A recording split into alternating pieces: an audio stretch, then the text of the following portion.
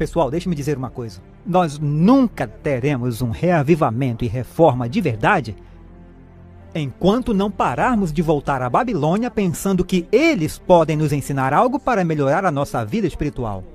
Ou nos dar luz sobre como evangelizar. Como Willow Creek, sabe? Nós finalmente chegamos a um ponto em nossa igreja onde, no nível de conferência, nós admitimos que foi um erro enviar nossos pastores para Willow Creek. Perceba que ainda existem conferências nos Estados Unidos pedindo aos seus pastores que vão a Willow Creek, tentando fazê-los ir a Willow Creek, depois que a igreja já tomou uma posição e disse: não deveríamos ir lá, cometemos um erro. Amigos, cometemos um erro. Eu não preciso voltar ao Egito para aprender a verdade. Deus me libertou do Egito. Eu não preciso voltar para a Babilônia. Preciso? Certo? E isso que as igrejas protestantes se tornaram. Agora, isso não sou eu, é o espírito de profecia nos ensinando. As igrejas protestantes caíram quando rejeitaram a primeira e a segunda mensagens angélicas, e Satanás assumiu o controle sobre elas, e nunca mais voltarão. Elas aceitarão o espiritismo e serão as primeiras a estender as mãos através do abismo para apertar as mãos com o catolicismo romano. Os protestantes são os primeiros. São eles que alcançam o catolicismo romano através do espiritismo. Bem, o espiritualismo está embutido no coração da formação espiritual. Entende? Você entende por que Satanás quer este ensinamento na igreja adventista? Colegas, no passado, nós tivemos muitos pregadores de peso, de tradição. Mas na atualidade, eu acho que nós estamos passando por este desafio aqui, ó. Empobrecimento do púlpito adventista. Infelizmente, colegas, em muitos púlpitos, especialmente os púlpitos sabáticos, a mensagem adventista deixou de ser uma declaração e tornou-se apenas uma proposição. Deixou de ser uma revelação e tornou-se apenas um aconselhamento. Deixou de ser um assim diz o Senhor e tornou-se um eu acho, eu penso, a minha ideia é. Deixou de ser uma explanação sobre Deus e seu reino e tornou-se uma contação de anedotas que em nada edificam. Em muitos púlpitos adventistas, deixou-se de lado a contundência e a urgência, preteridas pela conveniência e pela contextualização. Essa é a palavra do momento: contextualização, relevância. E em nome disso, sabe o que acontece? Temos medo de falar a verdade absoluta e a trocamos pela verdade circunstancial, e o que era perene virou cultural. Ele está frenético nesse momento. Ele vai perder a vida, vai deixar de existir. E ele sabe que a igreja adventista do sétimo dia, que recebeu a mensagem mais solene, já dada aos mortais, para pregar ao mundo a mensagem mais solene, e ele sabe que tem que nos impedir de cumprir a nossa missão, porque quando cumprirmos nossa missão, ele deixa de existir, entendeu? E ele está trabalhando sério para nos impedir de cumprir a missão que Deus nos deu. Eu quero ler para vocês do Espírito de Profecia. Os adventistas do sétimo dia têm um trabalho especial a fazer como mensageiros de trabalhar pelas almas e corpos dos homens.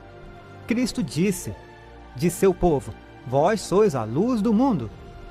Nós somos o povo designado do Senhor, isso está no Espírito de Profecia, para proclamar as verdades de origem celestial, o trabalho sagrado mais solene já dado aos mortais.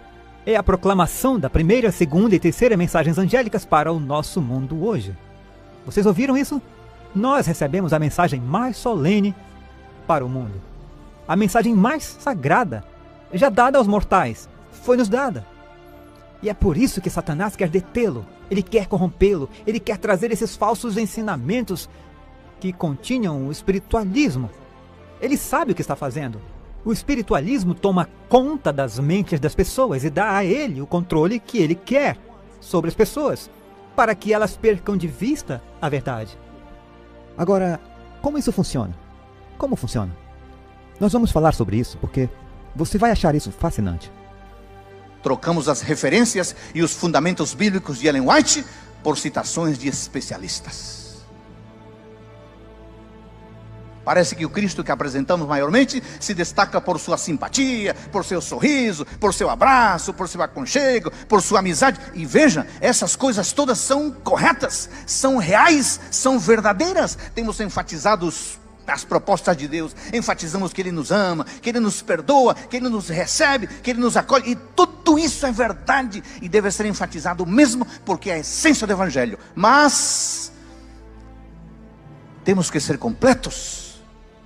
Temos que apresentar as suas declarações comprometedoras, como: sejam meus discípulos, obedeçam aos meus mandamentos, façam a minha vontade, amem ao próximo, carreguem a sua cruz, meditem nas minhas palavras.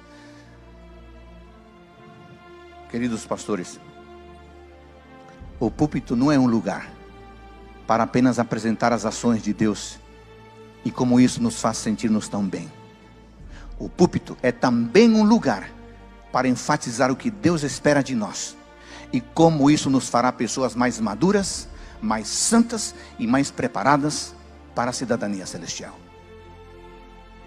Não importa quão inteligente você seja, não importa, mesmo que você tenha toda a Bíblia e o Espírito de Profecia guardados na memória, ainda assim não importa, ok?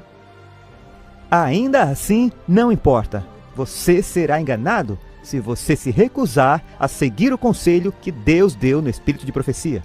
Eis o porquê. Quando você opta por não seguir os avisos que Deus deu no Espírito de Profecia, seu anjo que o protege tem que ceder, ele tem que recuar, porque um anjo caído vem e diz: me desculpa, mas essa pessoa tomou sua decisão e decidiu, ou ela decidiu, não seguir os ensinamentos no Espírito de Profecia, e você tem que me permitir o acesso à mente dessa pessoa. E sabe de uma coisa? Esse demônio está certo. É isso que ele tem que fazer. Nosso anjo bom tem que se afastar, porque nós fizemos a nossa escolha. E o nosso poder de escolha é sagrado. Deus nunca o violará. E os anjos de Deus nunca o violarão, mas Satanás sim. Mas enquanto tivermos um anjo nos protegendo, estamos seguros. Mas quando escolhemos violar os princípios do Espírito de Profecia, ou os ensinamentos do Espírito de Profecia ou da Bíblia, nossos anjos bons que nos protegem têm que se afastar. E quando eles se afastam, significa que os demônios agora estão influenciando nossos pensamentos. E aqui está o que eles fazem. Isso é do Espírito de Profecia novamente. É por isso que o Espírito de Profecia é tão importante, certo? Eles interceptam os nossos pensamentos e penetram nossos pensamentos. E de repente nos sentimos inspirados. É como: uau, eu nunca senti isso antes. Isso é fantástico, eu mal posso esperar para voltar e compartilhar com meu pastor e os meus amigos. Você vê o que acontece? Um pensamento, eles sabem exatamente que pensamento colocar lá dentro, certo? Nós somos controlados por aqueles demônios, mesmo sem saber. E as coisas das quais costumávamos ter medo e odiávamos, nós aprendemos a amar. Passa a dominar o nosso pensamento. Nos tornamos pessoas diferentes. E ficamos tão convencidos e crendo no erro, quanto aqueles que conhecem a verdade. E essa é a verdade. E esse é o perigo ao ignorarmos o que está no Espírito de Profecia. Colegas, precisamos revitalizar nossos púlpitos com sermões bíblicos, que sejam cativantes, que sejam tocantes, que sejam interpelativos, resultados de hora de reflexão, de horas de leitura. Precisamos revitalizar nossos púlpitos com sermões que despertem a igreja, que comprometam as pessoas para uma vida diferente e que convidem para a missão. Precisamos revitalizar nossos púlpitos com sermões poderosos, com sermões entusiastas, como os sermões de João Batista. Ellen White diz que João Batista falava palavras que tocavam fundo no coração das pessoas, e as pessoas ficavam tão tocadas, as multidões reagiam com convicção, a ponto de perguntar assim: e agora, João? Cremos em tudo o que você falou, mas agora, o que vamos fazer? E João tinha a resposta na ponta da língua: quem tiver 2 túnicas, reparta com quem não tem. Quem tiver alimentos, faça da mesma maneira. Lucas 3, 10 e 11. Colegas, precisamos revitalizar nossos púlpitos, exaltando o Cristo completo. O Cristo que diz, eu não te condeno, mas o Cristo que também diz, vai, não peques mais. Graça por um lado, compromisso por outro lado. Um púlpito somente gracioso produz adventistas liberais. Um púlpito somente admoestador produz adventistas xiitas. E nós não somos nem liberais e nem xiitas. Nós somos discípulos. E o discípulo é seguidor que recebe a graça para viver em comunhão. Sabe? Eu queria saber o que estava acontecendo com a liderança da nossa igreja. Agora, pessoal, eu acredito em nossa igreja. É a igreja remanescente. Eu nunca diria nada negativo sobre a nossa igreja. Jesus morreu por ela. Ele ama a igreja e eu também amo a igreja. Quando Deus libertou Rosalie e eu, Ele nos trouxe para a igreja. Para a igreja foram as pessoas que nos amaram, certo? Ela é o corpo de Cristo. Nunca pense ou diga uma coisa negativa sobre a igreja. É a noiva do Senhor. E Ele deu sua vida por ela. Agora, existem coisas ruins na igreja. Satanás joga terra, lama sobre a noiva. Ele tenta mantê-la o mais suja possível. Mas a noiva é a noiva. Os falsos ensinamentos não são a igreja. Isso é o que Satanás faz com ela. E o que o Senhor permitiu que acontecesse. Lembre-se que Ele está no comando. Ele é Deus. Ele sabe tudo. Não é como se algo entrasse furtivamente nas igrejas pelas costas de Jesus. Nunca acontece assim. Ele é onisciente. Ele sabe tudo. Ele é Deus. Então, se está na igreja, Ele permitiu e está lá por uma razão. Portanto, nunca condene a igreja. Nunca. Mas eu tenho que confiar. Eu tenho que confiar na igreja. Haverá líderes que se desviam? Sim, absolutamente. Até eu acredito de todo o coração que Deus conduziu esses líderes para as posições que eles ocupam. Essa é a igreja de Deus. Mas alguns deles, porque têm a liberdade de escolha, são dominados por Satanás. Isso acontece, tudo bem? Mas ainda é a igreja de Deus. Mas acontece. Agora, eu estava indo a uma reunião de oração em uma das minhas igrejas e tinha cerca de 1 hora no carro. E eu disse para mim mesmo, Deus, por que alguns dos nossos líderes instruídos caem no engano desses, quando tudo está tão claro no espírito de profecia? Se você prestar atenção aos avisos no espírito de profecia, você verá imediatamente, ei, isso está errado. Então eu disse, o que é isso? Por favor, me ajude.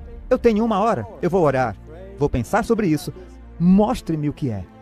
E eu comecei a pensar, e eu vou compartilhar com vocês meus pensamentos agora. Eu estava pensando, aqui temos pessoas muito familiarizadas com o espírito de profecia. Essas pessoas, se elas lessem e estudassem as advertências contidas ali, veriam que não deviam ter feito as coisas que fizeram. Então, o que está acontecendo? O que é isso? E eu disse a mim mesmo, pecado. Isso é pecado. Ou seja, eu li o espírito de profecia e vi que Deus não queria que fizéssemos isso. É pecado. E eu disse, que tipo de pecado é esse?